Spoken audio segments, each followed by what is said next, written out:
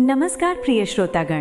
क्या आपने कभी ये विचार किया है कि भगवान स्वयं पृथ्वी पर कब आते हैं, क्यों आते हैं, और जब वे आते हैं तो क्या केवल रावण जैसे राक्षसों का विनाश करने के लिए आते हैं या फिर हमारे भीतर छिपे अहंकार, भय और मोह को भी समाप्त करने के लिए आते हैं। प्रिय श्रोतागण, आज की ये कथा केवल एक जन्मोत्सव की कथा नहीं है, ये केवल एक पर्व की जानकारी नहीं है, ये केवल भगवान श्री राम के अवतरण की कथा नहीं है, ये उस दिव्य क्षण की कथा है जब स्वयं धर्म ने शरीर धारण किया था, जब सत्य ने मानव रूप लिया था और जब मर्यादा ने पृथ्वी पर चलना प्रारंभ किया था। और ध्यान से सुनिए, रामनवमी की ये कथा यदि श्रद्धा और पूर्ण मन से सुनी जाए तो ये केवल पुण्य ही नहीं देती, बल्कि जीवन की दिशा बदल देती है। अब आप सोच रहे होंगे, लेकिन क्यों? क्योंकि ये कथा हमें केवल भगवान श्री राम के जन्म की घटना नहीं बताती, ये हमें बताती है कि भगवान हमारे जीवन में कब और कैसे जन्म लेते हैं। और इसलिए प्रिय श्रोतागण, आज की ये कथा प्रारंभ करने से पहले मैं आपसे एक छोटा सा निवेदन करता हूँ। यदि आपके हृदय में भी भगवान श्री राम के प्रति श्रद्धा है, यदि आप भी चाहते हैं कि उनके नाम का प्रकाश संसार में फैले, तो इस कथा को सुनते हुए एक छोटा सा संकल्प अवश्य करें। इस कथा को लाइक करें, अपनी श्रद्धा जय श्री राम लिखकर कमेंट में व्यक्त करें और इस दिव्य कथा को अधिक से अधिक भक्तों तक पहुंचाने में सहयोग करें। क्योंकि जब भगवान की कथा आगे बढ़ती है तो केवल शब्द नहीं बढ़ते, भक्ति बढ़ती है। और अब आइए प्रवेश करते हैं इस दिव्य कथा के उस पावन क्षण में जहां से प्रारंभ होता है भगवान श्री राम के अवतरण का रहस्य। प्रिय श्रोतागण, रामनवमी केवल एक तिथि नहीं है, ये वो क्षण है जब ब्रह्मांड की ऊर्जा विशेष रूप से शांत हो जाती है, जब देवताओं का आशीर्वाद पृथ्वी पर अधिक सहजता से उतरता है, जब धर्म का प्रकाश अंधकार को चीरता हुआ सीधे मनुष्य के हृदय तक पहुंचता है। ये वही दिन है जब चैत्र मास की शुक्ल पक्ष की नवमी तिथि को अभिजीत मुहूर्त में अयोध्या नगरी में महाराज दशरथ के महल में स्वयं भगवान विष्णु ने श्री राम के रूप में अवतार लिया था। लेकिन प्रिय श्रोतागण, क्या भगवान बिना कारण अवतार लेते हैं? नहीं। जब जब पृथ्वी पर अधर्म बढ़ता है, जब जब मनुष्य अपने मार्ग से भटक जाता है, जब जब सत्य दब जाता है, तब भगवान स्वयं आते हैं। और श्री राम का अवतार भी इसी कारण हुआ था। परंतु इस अवतार के पीछे एक और गहरा रहस्य छिपा हुआ था, एक ऐसा रहस्य जो आज भी हर भक्त के जीवन से जुड़ा हुआ है। ध्यान से सुनिए, भगवान श्री राम केवल अयोध्या में जन्म नहीं लेते, वे हर उस हृदय में जन्म लेते हैं जहां विनम्रता होती है, जहां सत्य होता है, जहां सेवा होती है। और इसलिए रामनवमी का व्रत केवल उपवास नहीं है, ये अपने भीतर भगवान को जन्म देने का प्रयास है। प्रिय श्रोतागण, जब भी किसी दिव्य कथा का श्रवण किया जाता है तो वो केवल मनोरंजन नहीं होता, वो एक साधना होती है। और इसलिए हमारे शास्त्र कहते हैं कि जब भी भगवान की कथा सुनी जाए तो उसे अधूरा नहीं छोड़ना चाहिए, क्योंकि अधूरी कथा अधूरी साधना बन जाती है और जब कथा पूर्ण होती है तो उसका फल भी पूर्ण मिलता है। इसलिए आज की इस रामनवमी व्रत कथा को श्रद्धा और धैर्य के साथ अंत तक अवश्य सुनिए, क्योंकि आगे जो कथा आने वाली है वो केवल एक राजा की कथा नहीं है, वो एक ऐसे भक्त की कथा है जिसकी पीड़ा सुनकर स्वयं भगवान को पृथ्वी पर आना पड़ा था। प्रिय श्रोतागण, बहुत समय पहले सरयू नदी के तट पर बसी एक दिव्य नगरी थी जिसका नाम था अयोध्या। अयोध्या केवल एक नगर नहीं थी, वो धर्म की राजधानी थी, जहां न्याय था, जहां शांति थी, जहां समृद्धि थी। और उस नगरी के राजा थे महाराज दशरथ। महाराज दशरथ केवल एक राजा नहीं थे, वे धर्म के रक्षक थे। प्रजा उनसे प्रेम करती थी, देवता उनका सम्मान करते थे, ऋषि मुनि उन्हें आशीर्वाद देते थे। लेकिन इतनी समृद्धि के बाद भी, इतनी प्रतिष्ठा के बाद भी, इतनी शक्ति के बाद भी उनके जीवन में एक गहरा दुख था, एक ऐसा दुख जो उन्हें भीतर ही भीतर तोड़ रहा था। अब आप सोच रहे होंगे, लेकिन क्यों? क्योंकि महाराज दशरथ के पास सब कुछ था सिवाय संतान के। प्रिय श्रोतागण, संतान के बिना जीवन कितना अधूरा लगता है, ये केवल वही समझ सकता है जिसने उस पीड़ा को अनुभव किया हो। रात्रि के समय जब पूरा महल शांत हो जाता था, तब महाराज दशरथ अकेले बैठकर आकाश की ओर देखते थे और मन ही मन भगवान से कहते थे, हे प्रभु, क्या मेरे जीवन में भी कभी पुत्र का सुख आएगा? उनकी 3 रानियां थीं, महारानी कौशल्या, महारानी कैकई और महारानी सुमित्रा। तीनों ही अत्यंत धर्मपरायण थीं, लेकिन उनके जीवन में भी वही रिक्तता थी। एक दिन महाराज दशरथ अत्यंत व्याकुल होकर अपने गुरु महर्षि वशिष्ठ के पास पहुंचे और हाथ जोड़कर बोले, गुरुदेव, मैंने जीवन में कभी अधर्म नहीं किया, मैंने हमेशा सत्य का पालन किया, फिर भी मेरे जीवन में ये दुख क्यों है? महर्षि वशिष्ठ मुस्कुराए और बोले, राजन, आपका दुख समाप्त होने वाला है। ये सुनकर महाराज दशरथ की आंखों में आशा की चमक आ गई। उन्होंने तुरंत पूछा, गुरुदेव, क्या सचमुच? महर्षि वशिष्ठ बोले, हाँ राजन, अब समय आ गया है कि आप पुत्रेष्ठी यज्ञ करें। और यहीं से प्रारंभ होती है उस दिव्य घटना की तैयारी जिसने संपूर्ण सृष्टि की दिशा बदल दी। आपने सुना कि कैसे अयोध्या के महाराज दशरथ अपने जीवन की सबसे बड़ी पीड़ा से गुजर रहे थे। उनके पास राज्य था, वैभव था, प्रतिष्ठा थी, लेकिन संतान का सुख नहीं था। और तभी महर्षि वशिष्ठ ने उन्हें एक दिव्य उपाय बताया, पुत्रेष्ठी यज्ञ। अब आप सोच रहे होंगे, लेकिन केवल एक यज्ञ से भगवान स्वयं पृथ्वी पर अवतरित हो सकते हैं? ध्यान से सुनिए, ये केवल यज्ञ नहीं था, ये एक राजा की प्रार्थना थी, एक पति की पीड़ा थी और एक भक्त की पुकार थी। और जब पुकार सच्ची हो तो भगवान अवश्य सुनते हैं। प्रिय श्रोतागण, उसी समय एक और घटना घट रही थी। पृथ्वी पर अधर्म बढ़ रहा था, राक्षसों का अत्याचार दिन प्रतिदिन बढ़ता जा रहा था। विशेष रूप से एक राक्षस जिसका नाम था रावण। रावण केवल शक्तिशाली नहीं था, वो अत्यंत अहंकारी भी था। उसने कठोर तपस्या करके ब्रह्मा जी से वरदान प्राप्त कर लिया था कि देवता, दानव, गंधर्व, यक्ष कोई भी उसका वध नहीं कर सकेगा। अब आप सोच रहे होंगे, लेकिन फिर उसका अंत कैसे होगा? यही तो इस कथा का रहस्य है। रावण अपने अहंकार में इतना डूब गया था कि उसने मनुष्य को तुच्छ समझकर वरदान मांगते समय मनुष्य का नाम ही नहीं लिया, और यही उसकी सबसे बड़ी भूल बन गई। प्रिय श्रोतागण, जब अधर्म अपनी सीमा पार करता है तो प्रकृति स्वयं भगवान को पुकारती है।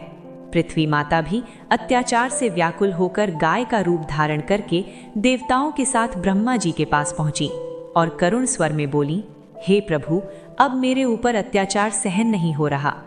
देवताओं की ये व्यथा सुनकर ब्रह्मा जी भी चिंतित हो गए और तब सभी देवता मिलकर क्षीर सागर पहुंचे, जहां भगवान विष्णु शेष नाग पर विराजमान थे। प्रिय श्रोतागण, देवताओं ने हाथ जोड़कर भगवान विष्णु से प्रार्थना की कि हे प्रभु, रावण के अत्याचारों से पृथ्वी कांप रही है, ऋषि मुनि भयभीत हैं, धर्म समाप्त होता जा रहा है, अब केवल आप ही हमारी रक्षा कर सकते हैं।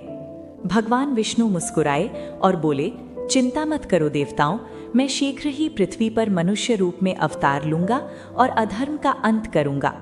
प्रिय श्रोतागण, ये सुनकर देवताओं के हृदय में आशा का प्रकाश फैल गया, लेकिन भगवान ने आगे जो कहा वो और भी अद्भुत था। उन्होंने कहा, मैं अयोध्या के महाराज दशरथ के यहाँ जन्म लूंगा। अब आप समझ रहे हैं कि पुत्रेष्ठी यज्ञ केवल एक संतान प्राप्ति का उपाय नहीं था, वो तो स्वयं भगवान के अवतरण की तैयारी थी। प्रिय श्रोतागण, महर्षि वशिष्ठ के आदेश से अयोध्या नगरी में भव्य यज्ञ की तैयारी प्रारंभ हुई। चारों ओर वेद मंत्रों की ध्वनि गूंजने लगी। पूरी अयोध्या जैसे एक मंदिर बन गई थी। सुगंधित पुष्पों की वर्षा हो रही थी। संत महात्मा दूर दूर से आने लगे और यज्ञ का संचालन करने के लिए बुलाया गया महान तपस्वी ऋषि श्रृंग ऋषि को। ऋषि श्रृंग ऋषि अत्यंत तेजस्वी थे।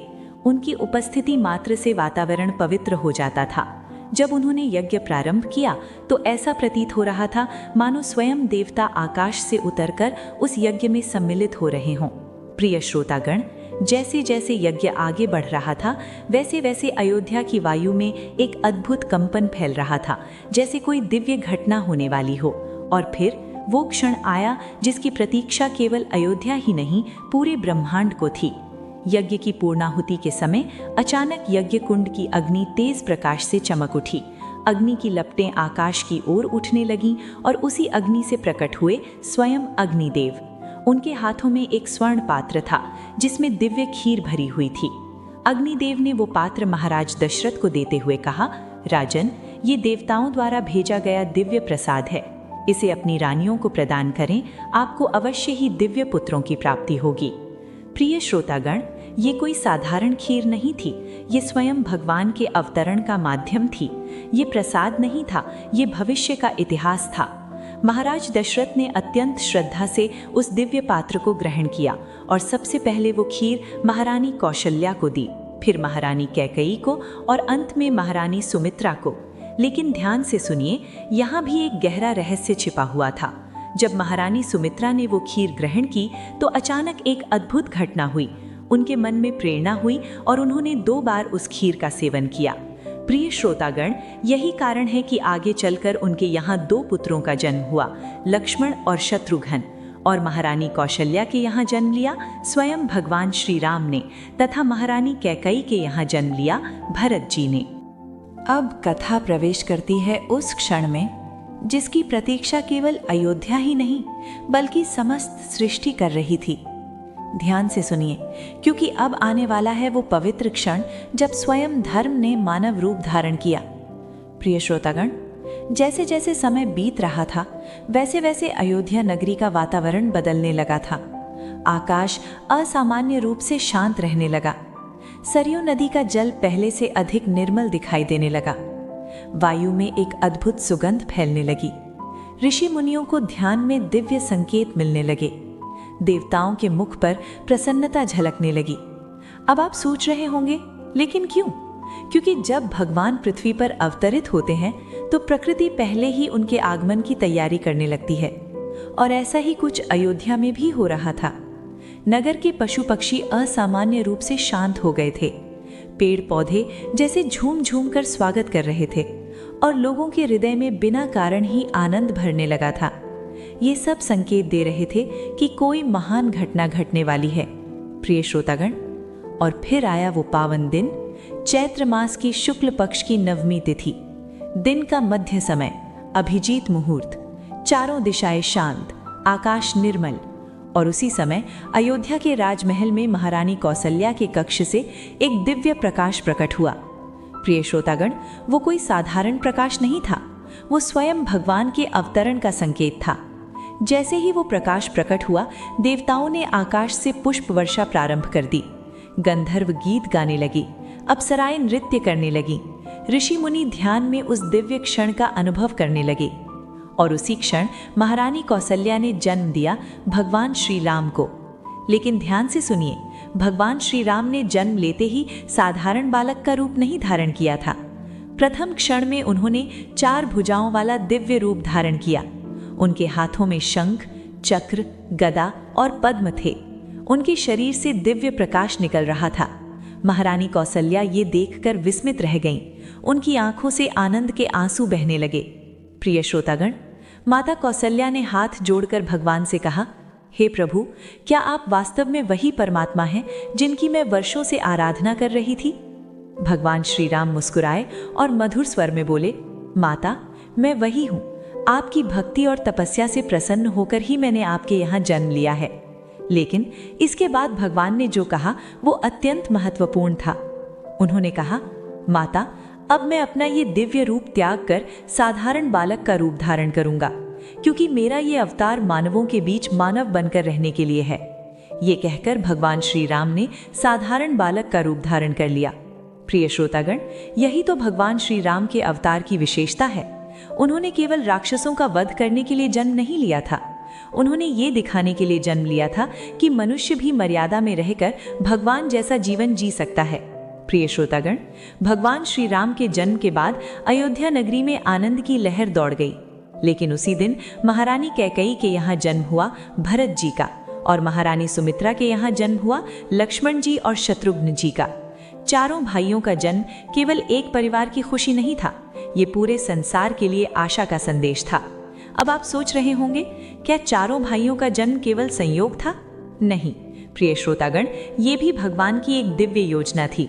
भगवान श्री राम धर्म का प्रतीक बने, भरत जी त्याग का, लक्ष्मण जी सेवा का और शत्रुघ्न जी समर्पण का। ये चारों गुण यदि किसी मनुष्य के जीवन में आ जाएं तो उसका जीवन स्वयं ही दिव्य बन जाता है। प्रिय श्रोतागण, जैसे ही चारों राजकुमारों के जन्म का समाचार पूरे नगर में फैला, अयोध्या नगरी उत्सव में डूब गई। हर घर में दीप जलने लगे, मंदिरों में घंटियां बजने लगी, लोग एक दूसरे को मिठाई बांटने लगे। चारों ओर केवल एक ही ध्वनि गूंज रही थी, जय श्री राम, जय श्री राम। महाराज दशरथ की आंखों से आनंद के आंसू रुक ही नहीं रहे थे। उन्होंने तुरंत पूरे नगर में दान देना प्रारंभ कर दिया। गरीबों को वस्त्र दिए गए, भूखों को भोजन कराया गया, ब्राह्मणों को दक्षिणा दी गई। प्रिय श्रोतागण, ये केवल उत्सव नहीं था, ये धर्म के पुनर्जन्म का उत्सव था। अब आप सोच रहे होंगे कि रामनवमी का व्रत करने से ऐसा क्या होता है। ध्यान से सुनिए, रामनवमी का व्रत केवल उपवास नहीं है, ये अपने भीतर भगवान श्री राम के गुणों को जागृत करने का संकल्प है। जब कोई भक्त इस दिन श्रद्धा से व्रत करता है तो उसके जीवन में सत्य आता है, धैर्य आता है, शांति आती है और सबसे महत्वपूर्ण, उसके जीवन से भय समाप्त होने लगता है। क्योंकि जहाँ श्री राम का नाम होता है वहाँ भय नहीं रहता। अब आप सोच रहे होंगे कि रामनवमी का व्रत करने से ऐसा क्या होता है। ध्यान से सुनिए, रामनवमी का व्रत केवल उपवास नहीं है, ये अपने भीतर भगवान श्री राम के गुणों को जागृत करने का संकल्प है। जब कोई भक्त इस दिन श्रद्धा से व्रत करता है तो उसके जीवन में सत्य आता है, धैर्य आता है, शांति आती है और सबसे महत्वपूर्ण, उसके जीवन से भय समाप्त होने लगता है। क्योंकि जहाँ श्री राम का नाम होता है वहाँ भय नहीं रहता।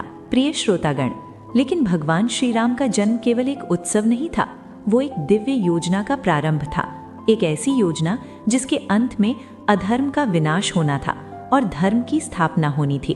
भगवान का अवतार केवल जन्म लेने के लिए नहीं होता, हर अवतार का एक उद्देश्य होता है, एक संदेश होता है, एक परीक्षा होती है। और भगवान श्री राम का अवतार भी केवल रावण वध के लिए नहीं था, वो मनुष्य को ये सिखाने के लिए था कि मर्यादा क्या होती है, भक्ति क्या होती है और सच्चा धर्म क्या होता है। अब आप सोच रहे होंगे, लेकिन रामनवमी व्रत से इसका क्या संबंध है। प्रिय श्रोतागण, इसी प्रश्न का उत्तर छिपा है उस अद्भुत कथा में जो आज मैं आपको सुनाने जा रहा हूँ। ये कथा है एक साधारण भक्त की, जिसकी श्रद्धा ने स्वयं भगवान श्री राम को उसके द्वार पर आने के लिए विवश कर दिया था। ध्यान से सुनिए, ये केवल कथा नहीं है, ये विश्वास की शक्ति का प्रमाण है। बहुत समय पहले अयोध्या से कुछ दूरी पर एक छोटा सा ग्राम था। उस ग्राम में एक अत्यंत गरीब ब्राह्मण रहता था। उसका नाम था श्रीधर। श्रीधर ब्राह्मण अत्यंत धर्मपरायण था। वो प्रतिदिन प्रभु श्री राम का नाम जप करता था, लेकिन उसके जीवन में एक बड़ी कठिनाई थी। उसके पास भोजन तक का साधन नहीं था। घर में केवल एक छोटी सी कुटिया थी, पत्नी थी और एक छोटा सा बालक था। कई दिन ऐसे बीत जाते थे जब उनके घर में चूल्हा तक नहीं जलता था। लेकिन इतनी गरीबी के बाद भी श्रीधर के मन में कभी शिकायत नहीं आई। अब आप सोच रहे होंगे, लेकिन कैसे? क्योंकि उसके जीवन का आधार धन नहीं था, उसके जीवन का आधार था राम नाम। एक दिन ग्राम के मंदिर में कथा हो रही थी, जहां एक संत रामनवमी व्रत का महत्व बता रहे थे। संत ने कहा, जो भी भक्त श्रद्धा से रामनवमी का व्रत करता है और उस दिन भगवान श्री राम की कथा सुनता है, उसके जीवन के सभी कष्ट दूर हो जाते हैं। ये सुनकर श्रीधर ब्राह्मण के मन में एक भाव उत्पन्न हुआ। उसने मन ही मन संकल्प किया, इस वर्ष मैं भी रामनवमी का व्रत अवश्य करूंगा। लेकिन जैसे ही वो घर पहुंचा, उसकी पत्नी ने कहा, घर में अन्न नहीं है, हम स्वयं भूखे हैं और तुम व्रत रखने की बात कर रहे हो। ये सुनकर श्रीधर कुछ क्षण के लिए मौन हो गया। उसके सामने एक कठिन प्रश्न खड़ा था, एक ओर परिवार की चिंता और दूसरी ओर भगवान के प्रति श्रद्धा। प्रिय श्रोतागण, यही तो भक्ति की पहली परीक्षा होती है, जब मनुष्य के सामने दो मार्ग होते हैं, एक सुविधा का और दूसरा श्रद्धा का। कुछ क्षण तक मौन रहने के बाद श्रीधर ने अपनी पत्नी से शांत स्वर में कहा, यदि आज हम भगवान पर विश्वास नहीं करेंगे तो फिर कब करेंगे? रामनवमी का व्रत केवल अन्न त्यागना नहीं है, ये अपने भय को त्यागना है। उसकी पत्नी की आंखों में आंसू आ गए, लेकिन उसने भी अपने पति के निर्णय का समर्थन किया और दोनों ने मिलकर संकल्प लिया कि चाहे कुछ भी हो जाए, वे रामनवमी का व्रत अवश्य करेंगे। प्रिय श्रोतागण, यही वो क्षण होता है जब भगवान भक्त की परीक्षा लेना प्रारंभ करते हैं। रामनवमी का दिन आ गया। सुबह से ही श्रीधर और उसकी पत्नी ने भगवान श्री राम का नाम जपना प्रारंभ कर दिया। उन्होंने पूरे दिन उपवास रखा। संध्या का समय आया, लेकिन घर में प्रसाद बनाने के लिए भी कुछ नहीं था। उसी समय दरवाजे पर किसी ने दस्तक दी। श्रीधर ने दरवाजा खोला तो देखा एक वृद्ध साधु द्वार पर खड़े थे। उनकी आंखों में अद्भुत तेज था, लेकिन वस्त्र साधारण थे। उन्होंने शांत स्वर में कहा, बेटा, मैं बहुत भूखा हूँ, क्या मुझे थोड़ा भोजन मिल सकता है? प्रिय श्रोतागण, अब आप सोचिए, घर में स्वयं खाने के लिए कुछ नहीं था। ऐसी स्थिति में कोई क्या करता? लेकिन श्रीधर ने बिना एक क्षण भी सोचे उस साधु को भीतर बैठाया और अपनी पत्नी से कहा, जो कुछ भी है ले आओ। पत्नी ने आश्चर्य से कहा, घर में तो केवल थोड़ा सा सूखा आटा बचा है। श्रीधर मुस्कुराया और बोला, वही भगवान का प्रसाद है। पत्नी ने वो अंतिम आटा भी साधु के लिए रोटी बनाकर परोस दिया। साधु ने प्रेम से वो भोजन ग्रहण किया और प्रसन्न होकर बोले, वत्स, तुमने आज अपनी सबसे बड़ी परीक्षा पास कर ली। अब आप सोच रहे होंगे कि एक साधु ऐसा क्यों कह रहे थे। ध्यान से सुनिए, क्योंकि अब कथा उस मोड़ पर पहुंचने जा रही है जहां श्रद्धा का फल स्वयं भगवान देने वाले हैं। प्रिय श्रोतागण, जब वो वृद्ध साधु भोजन ग्रहण कर चुके तो उन्होंने अपने करुणामय नेत्रों से श्रीधर और उसकी पत्नी की ओर देखा। उनकी दृष्टि में एक अद्भुत तेज था। ऐसा प्रतीत हो रहा था मानो वो केवल देख नहीं रहे हों, बल्कि उनके हृदय को पढ़ रहे हों। साधु ने मुस्कुराते हुए कहा, वत्स, आज तुमने जो किया है वो केवल अतिथि सेवा नहीं थी, ये तो सच्ची भक्ति का प्रमाण था। श्रीधर विनम्रता से बोले, महाराज, हमने तो केवल अपना कर्तव्य किया है, अतिथि तो स्वयं भगवान का रूप होते हैं। ये सुनकर साधु की आंखों में प्रसन्नता की चमक और बढ़ गई। उन्होंने हाथ उठाकर आशीर्वाद देते हुए कहा, तुम्हारे घर से आज के बाद कभी अन्न की कमी नहीं होगी। प्रिय श्रोतागण, ये कोई साधारण आशीर्वाद नहीं था, ये एक दिव्य वचन था। साधु जब जाने लगे तो श्रीधर की पत्नी ने उनके चरणों में गिरकर कहा, महाराज, कृपा करके अपना परिचय तो दीजिए। साधु कुछ क्षण मुस्कुराते रहे और फिर शांत स्वर में बोले, मैं वही हूँ जिसकी कथा आज तुम पूरे दिन सुन रहे थे। इतना कहकर वे आगे बढ़ गए। प्रिय श्रोतागण, ये सुनते ही श्रीधर और उसकी पत्नी स्तब्ध रह गए। उनके शरीर में जैसे कंपन होने लगा। अब आप सोच रहे होंगे, क्या वास्तव में स्वयं भगवान श्री राम उनके घर आए थे? ध्यान से सुनिए, अभी इस रहस्य का पूर्ण उद्घाटन होना बाकी था। उस रात्रि जब श्रीधर और उसकी पत्नी भगवान श्री राम का स्मरण करते हुए सो गए तो अचानक आधी रात को उनकी कुटिया के भीतर एक दिव्य प्रकाश फैल गया। वातावरण सुगंधित हो उठा। ऐसा लग रहा था मानो पूरा घर किसी मंदिर में परिवर्तित हो गया हो। श्रीधर की आंख खुली। उन्होंने देखा कि उनके सामने वही वृद्ध साधु खड़े हैं, लेकिन इस बार उनका स्वरूप बदल चुका था। अब वे साधारण साधु नहीं थे। उनके शरीर से दिव्य प्रकाश निकल रहा था। चारों ओर शंख ध्वनि गूंज रही थी और उनके पीछे एक अलौकिक प्रभा मंडल दिखाई दे रहा था। प्रिय श्रोतागण, अब श्रीधर समझ चुके थे कि ये कोई और नहीं, स्वयं भगवान श्री राम हैं। श्रीधर तुरंत भूमि पर दंडवत लेट गए। उनकी आंखों से आंसू बहने लगे। कंपित स्वर में बोले, हे प्रभु, मैं कितना भाग्यशाली हूँ, आज आपने स्वयं मेरे घर आकर मुझे धन्य कर दिया। भगवान श्री राम मुस्कुराए और अत्यंत मधुर स्वर में बोले, वत्स श्रीधर, मैं तुम्हारी भक्ति से प्रसन्न हूँ। तुमने अपने अंतिम अन्न का भी त्याग कर दिया और यही सच्ची भक्ति है। प्रिय श्रोतागण, ध्यान से सुनिए, भगवान ने आगे जो कहा वो केवल श्रीधर के लिए नहीं था, वो हम सभी के लिए था। उन्होंने कहा, जो भक्त श्रद्धा और विश्वास से रामनवमी का व्रत करता है और उस दिन किसी भूखे को भोजन कराता है, उसके घर में कभी दरिद्रता नहीं रहती। प्रिय श्रोतागण, भगवान श्री राम ने श्रीधर से कहा, वत्स, भक्ति केवल मंदिर जाने का नाम नहीं है, भक्ति केवल मंत्र जपने का नाम नहीं है। भक्ति वो है जब तुम अपने हिस्से का सुख भी दूसरों को दे सको। अब आप सोच रहे होंगे, क्या केवल व्रत करने से भगवान प्रसन्न हो जाते हैं? नहीं प्रिय श्रोतागण, भगवान केवल व्रत से नहीं, व्रत के भाव से प्रसन्न होते हैं। यदि व्रत में श्रद्धा है तो वो सफल होता है, यदि व्रत में सेवा है तो वो पूर्ण होता है, और यदि व्रत में त्याग है तो वो भगवान तक पहुंचता है। इसके बाद भगवान श्री राम ने श्रीधर को आशीर्वाद देते हुए कहा, आज से तुम्हारे घर में कभी अन्न की कमी नहीं होगी, तुम्हारा परिवार सुखी रहेगा और तुम्हारा नाम सदैव श्रद्धा के साथ लिया जाएगा।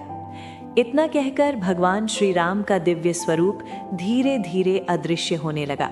लेकिन जाते जाते उन्होंने जो अंतिम वचन कहा वो अत्यंत महत्वपूर्ण था।